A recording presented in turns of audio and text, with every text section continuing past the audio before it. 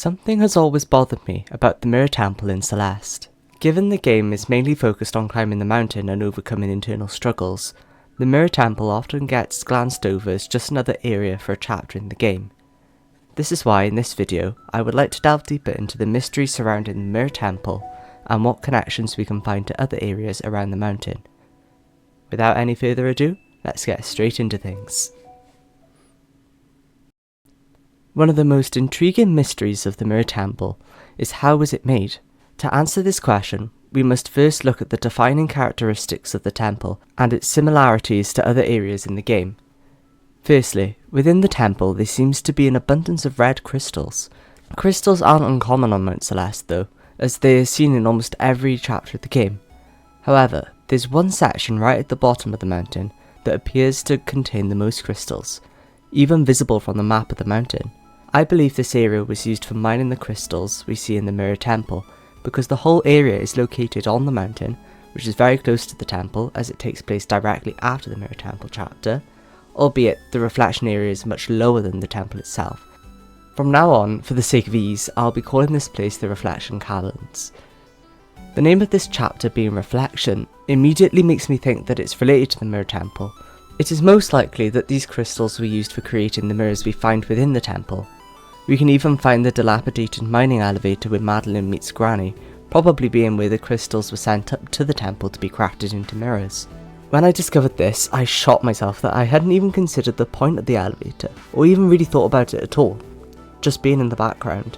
Anyway, there are also the cavern blocks in the Reflection Caverns, and yes, they're officially called cavern blocks.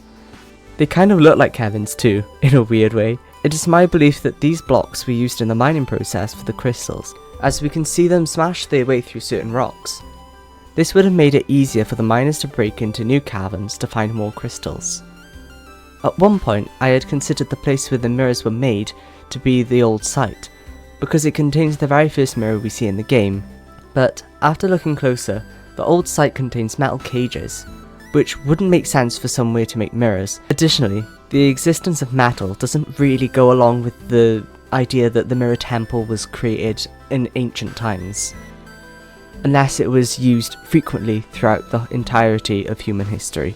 The abundance of crystals actually located at the temple itself shows that it's unlikely that the crystals would be transported to the temple, then to the old site, and then finally back to the Mirror Temple as mirrors. This is why I believe that the mirrors were either created within the main temple itself or in a different section of the temple that we didn't get to see in the game. The first instance of a mirror in this game is at the old site. This is where the negative part of Madeline breaks free from within the mirror. From this we can conclude that the mirrors hold magical properties that can separate a part of you from yourself. The part of Madeline that appears in the mirror is what I believe to be how she sees herself, because when she gets trapped inside the mirror at the temple, she and that part of her both mention how the inside of the mirror is a reflection of her own mind. There is one particular section of the time Madeline spends in the mirror that can give us some more interesting clues. This is just after she enters the mirror and is actually one of the seekers found throughout the entirety of the mirror. Shortly after she appears to have charged at herself, Madeline awakes as herself in a different location in the mirror. From this information, I think that the section where Madeline is a seeker shows us how that whenever someone enters the mirror, they become a seeker, and therefore all of the seekers found within Madeline's reflection of her mind are also other people from the past that have entered into the mirror but were unable to find themselves within it, unlike Madeline. They then appear to have entered the reflection of Madeline's mind instead of just being in their own minds in the mirror.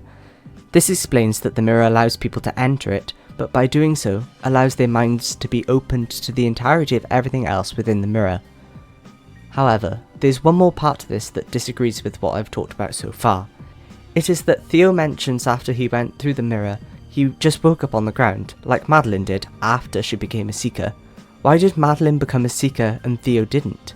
This confused me for a while until I realised that Theo hadn't even had a part of him escape from a mirror in the first place. If this is so, then it might explain why Madeline turns into a seeker at the beginning.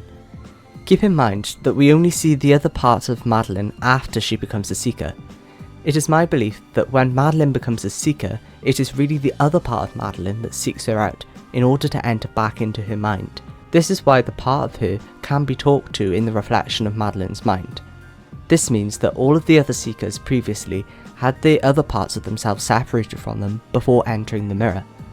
It's unclear, however, what made it so that the old seekers could not find themselves in the mirrors so they could enter their own mind. It is also strange to me why we see seeker statues within Madeline's mind, where in one instance one of them comes alive to hunt down Madeline. I find it most likely that they become statues after spending too much time in the mirror, and they can only break free from the statue if another person passes them with enough similarity to their original selves so that they can attempt to become part of their mind forever, because they could only find Madeline being close enough to themselves for them to become attached to her. I'll be honest, that was a real shot in the dark, but that's the best explanation I'm able to provide for why the seekers in the mirror behave that way. If you have any other ideas you would like to share, I'd be happy to hear about them in the comments. So, what do we now know about the mirrors?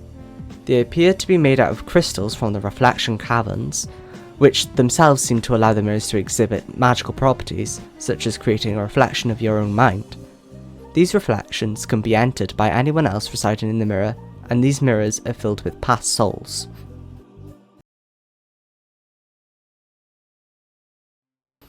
I can't finish this video without trying to uncover the deeper meaning of the Mirror Temple, because Celeste is a game that tries to tell a story of Madeline overcoming her anxiety, and I would like to have a deeper look at what part the Mirror Temple plays in Madeline's personal story.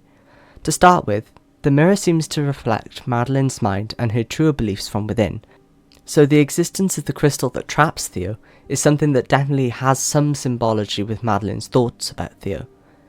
I think the crystal may represent Madeline's admiration of Theo, because he appears confident to himself to Madeline, because he has many followers on social media, and he was calm and collected when the gondola broke down, teaching Madeline the method of picturing the feather to help her calm down. Although it's not uncommon for people to mask their negative parts of themselves and appear happy on the outside when really they're suffering on the inside. So what I'm saying is entirely what I believe to be Madeline's perspective on Theo.